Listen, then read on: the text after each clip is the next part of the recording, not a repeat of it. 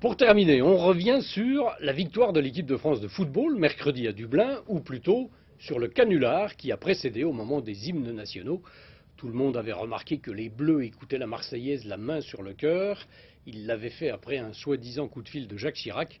C'était en réalité la blague d'un imitateur. Christophe Duchiron, Jean-Louis Melin. Zizou, décidément, c'est l'homme qui entend des voix. Il y a quelques semaines, c'était la voix du retour en équipe de France. Hier midi, c'était la voix du président de la République. Enfin presque. Pour les besoins d'un canular radiophonique, un imitateur hier imitait la voix de Jacques Chirac qui téléphonait à Zizou, lequel croyait entendre la voix de la France. Ce matin à la radio, l'imitateur s'amusait encore de son audace. Je vais vous voir ce soir par l'intermédiaire de la télévision. Hein? Très bien.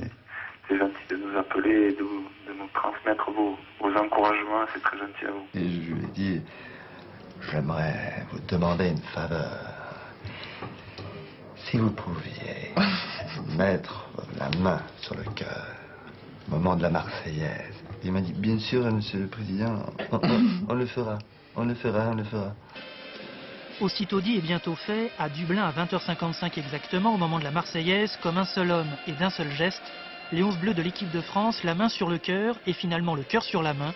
Zizou en tête, ils ont tenu promesse. Cette image de l'équipe de France avec tous les joueurs, la main sur le cœur, en hommage à leur président et à ce qu'il représente, j'ai trouvé que c'était beau. C'est dommage que ça soit parti d'un canular.